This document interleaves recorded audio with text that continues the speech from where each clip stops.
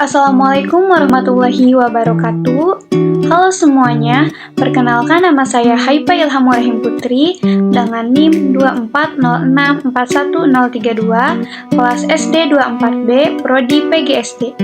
Video ini dibuat untuk menyelesaikan tugas ujian tengah semester mata kuliah Konsep Bahasa dan Sastra Indonesia dengan dosen pengampu Asih Wayuningsih MPD. Pada video pertama, di sini saya akan menjelaskan tentang materi fonologi. Pengertian fonologi. Secara etimologis, fonologi berasal dari dua kata Yunani, yaitu fon yang berarti bunyi dan logos yang berarti ilmu. Maka, pengertian harfiah fonologi adalah ilmu bunyi. Fonologi merupakan bagian dari ilmu bahasa yang mengkaji bunyi. Objek kajian fonologi yang pertama adalah bunyi bahasa atau fon, yang disebut tata bunyi atau fonetik, dan yang kedua mengkaji fonem yang disebut tata fonem atau fonemik. Fonologi adalah bagian dari ilmu bahasa yang mempelajari tentang suatu objek studi fonologi. Yang pertama adalah suara bahasa atau fon, yang juga dikenal sebagai fonetik. Dan yang kedua adalah studi tentang fonem yang dikenal sebagai jonemik. Dengan demikian, dapat ditarik kesimpulan bahwa fonologi adalah bagian dari ilmu bahasa atau linguistik yang mempelajari suara-suara bahasa, proses terbentuknya perubahan yang terjadi. Jenis-jenis fonologi. Yang pertama yaitu ada fonetik. Menurut Abdul Chair mendefinisikan bahwa fonetik adalah cabang studi fonologi yang mempelajari bunyi bahasa tanpa memperhatikan apakah bunyi-bunyi tersebut mempunyai fungsi sebagai pembeda makna atau tidak. Yang kedua yaitu ada fonemik. Menurut Ahmad Muafak, bahwa fonemik adalah cabang studi fonologi yang menyelidiki dan mempelajari bunyi, ujaran atau bahasa atau sistem fonem suatu bahasa dalam fungsinya sebagai pembeda arti.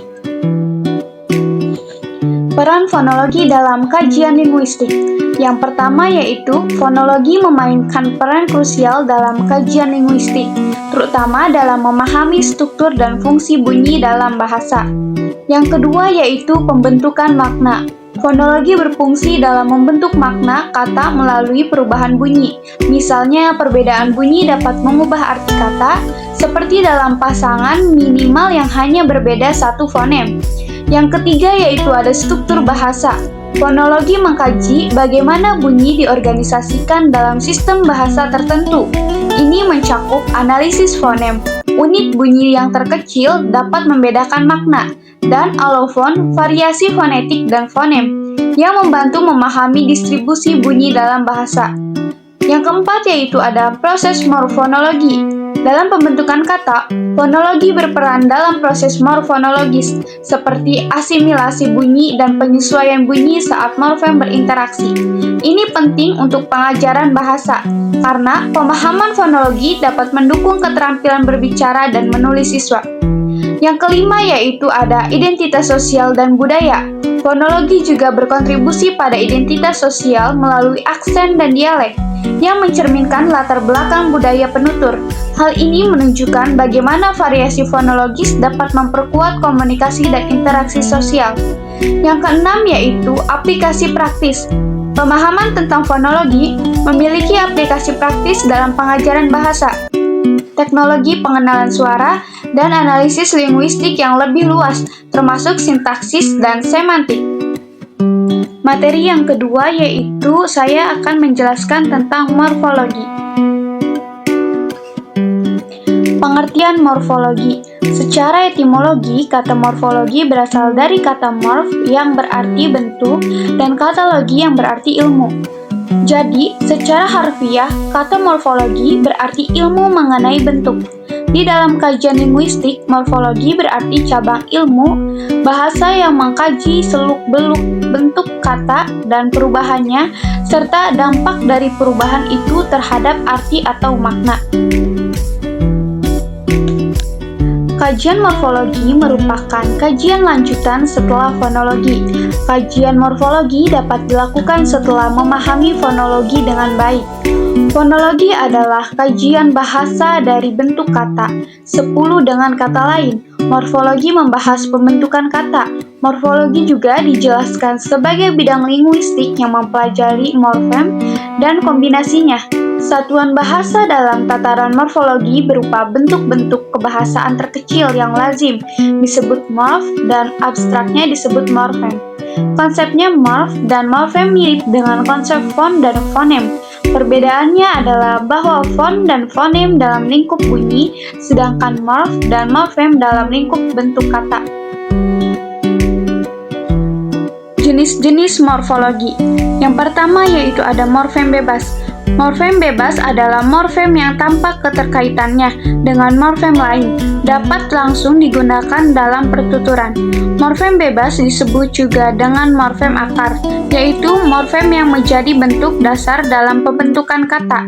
Disebut bentuk dasar karena belum mengalami perubahan secara morfemis. Yang kedua yaitu ada morfem terikat. Morfem terikat adalah morfem yang harus terlebih dahulu digabung dengan morfem lain untuk dapat digunakan dalam pertuturan. Morfem ikat disebut juga morfem afiks. Berdasarkan pengertian tersebut, maka morfem terikat karena morfem ini tidak memiliki kemampuan secara leksikal, akan tetapi merupakan penyebab terjadinya makna gramatikal. Proses morfologi yang pertama yaitu proses afiksasi.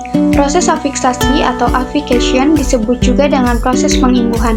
Proses pengimbuhan terbagi menjadi beberapa jenis. Hal ini bergantung pada letak atau di mana posisi afiks tersebut digabung dengan kata yang dilekatinya. Kata dibentuk dengan mengimbuhkan awalan atau prefiks, sisipan atau infiks, akhiran atau sufiks, atau gabungan dari pengimbuhan itu pada kata dasarnya atau konfiks. Yang kedua yaitu proses reduplikasi. Proses reduplikasi atau pengulangan adalah pengulangan satuan gramatik baik seluruh maupun sebagian, baik variasi fonem maupun tidak. Hasil pengulangan itu merupakan kata ulang, sedangkan satuan yang diulang merupakan bentuk dasar. Misalnya, rumah-rumah dari bentuk dasar rumah. Yang ketiga yaitu ada komposisi. Komposisi dalam proses ini dua leksem atau lebih berpadu dan outputnya adalah paduan leksem atau kompositum. Dalam tingkat morfologi atau kata majemuk dalam tingkat sintaksis, komposisi terdapat dalam banyak bahasa. Dalam bahasa Indonesia, misalnya lalu lintas, daya juang, dan rumah sakit. Yang keempat yaitu ada konversi. Konversi adalah proses perubahan kelas kata tanpa mengubah bentuk kata tersebut, atau tanpa menambahkan afiks atau penambahan bentuk lainnya. Materi yang selanjutnya yaitu materi ketiga. Di sini saya akan menjelaskan tentang sintaksis. Pengertian sintaksis. Kata sintaksis berasal dari bahasa Yunani yang merupakan sun dan tefin, yang artinya mengatur bersama-sama.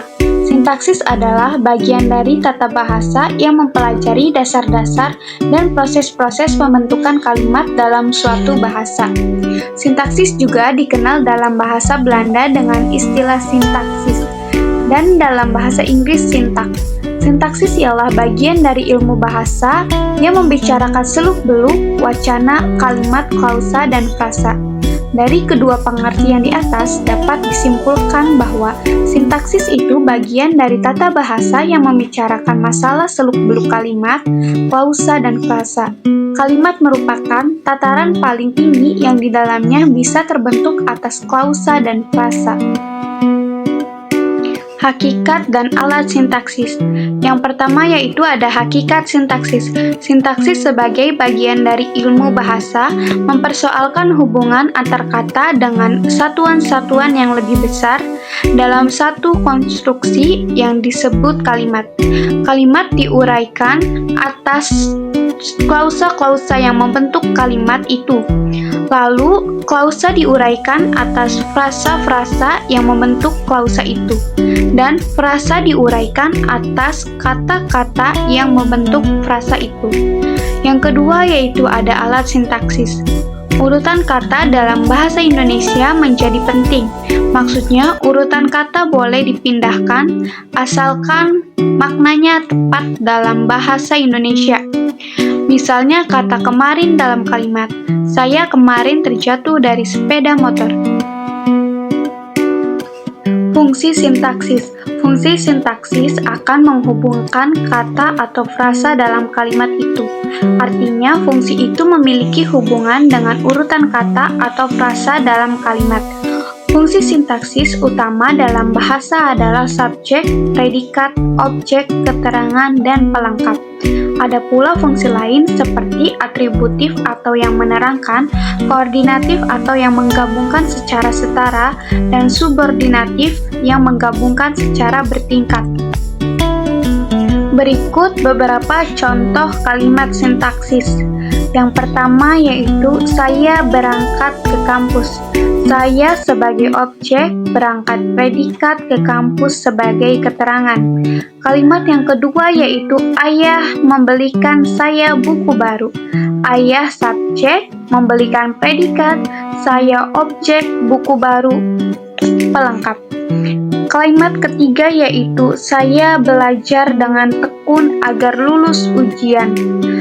Saya sebagai subjek belajar sebagai predikat dengan tekun keterangan agar lulus ujian, keterangan yang menunjukkan makna atau cara.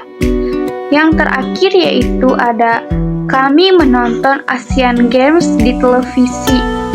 Kami sebagai subjek menonton predikat Asian Games objek di televisi sebagai keterangan yang menunjukkan makna tempat.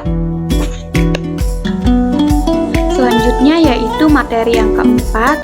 Di sini saya akan menjelaskan tentang semantik. Pengertian semantik. Kata semantik berasal dari bahasa Yunani sema yang artinya tanda atau lambang. Kata semantik kemudian disepakati sebagai istilah yang digunakan untuk bidang linguistik yang mempelajari tentang tanda-tanda linguistik dengan hal-hal yang ditandainya. Oleh karena itu, kata semantik dapat diartikan sebagai ilmu tentang makna atau tentang arti, yaitu salah satu dari 3 tataran analisis bahasa, fonologi, gramatika, dan semantik. Jenis-jenis semantik. Yang pertama yaitu ada semantik behavioris. Makna ditentukan oleh situasi yang berarti ditentukan oleh lingkungan. Karena itu, makna hanya dapat dipahami jika ada data yang dapat diamati yang berada dalam lingkungan pengalaman manusia. Contohnya yaitu seorang ibu yang menyuapkan makanan pada si bayi. Yang kedua yaitu ada semantik deskriptif. Makna yang sekarang berlaku, makna kata ketika kata itu untuk pertama kali muncul, tidak diperhatikan.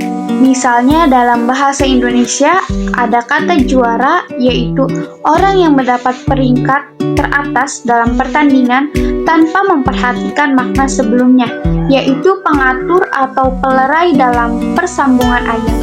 Jadi, semantik di deskriptif hanya memperhatikan makna sekarang. Yang ketiga yaitu ada semantik generatif. Tata bahasa terdiri dari struktur dalam yang berisi tidak lain dari struktur semantik dan struktur luar yang merupakan perwujudan ujaran. Kedua struktur ini dihubungkan dengan suatu proses yang disebut transformasi. Yang empat yaitu ada semantik gramatikal. Semantik gramatikal adalah studi semantik yang khususnya mengkaji makna yang terdapat dalam satuan kalimat. Verbal mengatakan, semantik gramatikal jauh lebih sulit dianalisis. Untuk menganalisis kalimat masih duduk, kakak sudah tidur, tidak hanya ditafsirkan dari kata-kata yang menyusunnya. Orang harus menafsirkan keseluruhan isi kalimat itu, serta sesuatu yang dibalik kalimat itu. Sebuah kata akan bergeser maknanya apabila diletakkan atau digabungkan dengan kata lain. Yang kelima yaitu ada semantik leksikal. Semantik leksikal adalah kajian semantik yang lebih memuaskan pada pembahasan sistem makna yang terdapat dalam kata. Semantik leksikal tidak terlalu sulit. Sebuah kamus merupakan contoh yang tepat untuk semantik leksikal. Makna setiap kata diuraikan di situ. Jadi, semantik leksikal memperhatikan makna yang terdapat dalam kalimat kata sebagai satuan mandiri. Yang keenam yaitu ada semantik sintaksikal. Semantik sintaksikal merupakan jenis semantik yang sasaran penyelidikannya bertumpu pada hal-hal yang berkaitan dengan sintaksis. Yang ketujuh yaitu ada semantik maksud. Semantik ini merupakan jenis semantik yang berkenaan dengan pemakaian bentuk-bentuk gaya bahasa seperti metafora, ironi, liotes, dan lain-lain. Contoh semantik: makna gramatikal. Makna terbentuk ketika suatu proses gramatikal telah mengolah kata yang memiliki makna. Contoh, kuda berlari cepat. Di sini, imbuhan ber menunjukkan bahwa subjek melakukan tindakan berlari. Makna denotatif. Makna denotatif adalah makna asli, makna asal atau makna sebenarnya yang dimiliki sebuah taksem. Contoh, bunga mawar berwarna merah. Kalimat ini menyatakan fakta bahwa mawar memiliki warna merah tanpa konotasi tambahan. Selanjutnya materi yang kelima atau yang terakhir, di sini saya akan menjelaskan tentang wacana. Pengertian wacana. Secara etimologis, kata wacana berasal dari bahasa Latin discourse atau mengalir ke sana kemari. Dari nominalisasi kata discourse, mengalir secara terpisah yang ditransfer maknanya menjadi terlibat dalam sesuatu atau memberi informasi tentang sesuatu. Dalam pengertian linguistik, wacana adalah kesatuan makna semantik antar bagian di dalam suatu bangun bahasa.